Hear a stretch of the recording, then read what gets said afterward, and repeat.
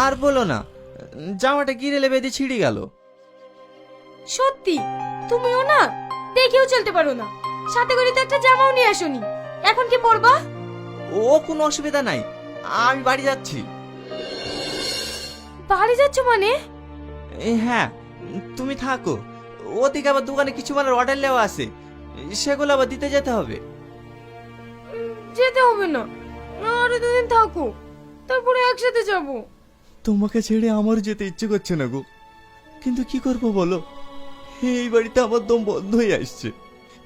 তুমি থাকো, দুদিন পরে এসো। না, বড় মা, ওকে যেতে দে, ওকে আটকাসনি।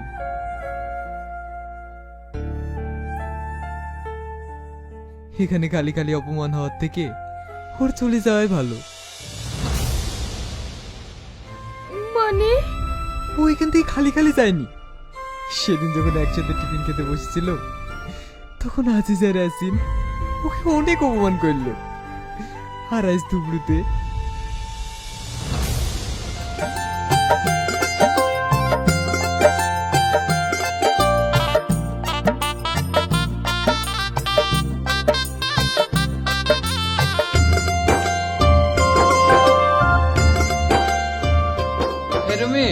দেখ তো কে থুবড়ে দিতে এসছে।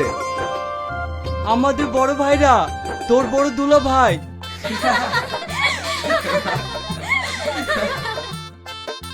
নিশ্চয় তোর বড় কিছু উপহার দিবে।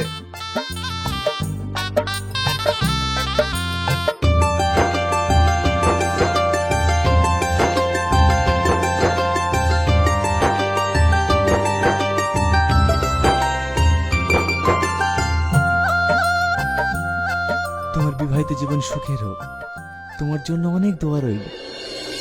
সুব্রত আর দুয়ার দরকার নেই, উপহার দেন, উপহার।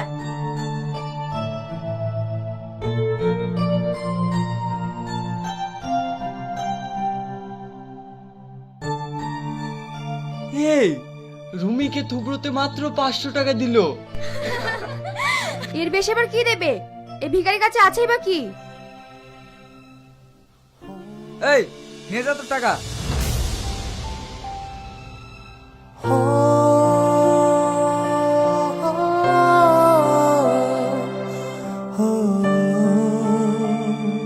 হয়তো তোমরা বড় লোক, তাই এই 500 টাকা তোমাদের কাছে কিছুই না, কিন্তু আমাদের মতো দিনমজুরের কাছে এই 500 টাকায় 5 লাখ টাকার সমান।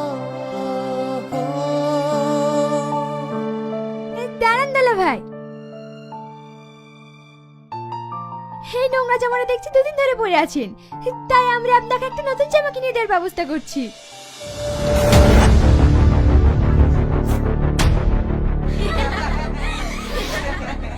এইবার যান, আমরা আপনার উপকার করে দিলাম, দেখবেন এবার আপনার নতুন জামা হয়ে যাবে। তোমরা আমার অনেক উপকার করলে, তোমাদের এই উপকার আমি কোনোদিনে ভুলবো না। এইবার বল, এই বাড়িতে থেকে ও কি করবে? কি? ওর সাথে এত কিছু ঘটে গেছে, আর আমি কিছু জানতে পারিনি।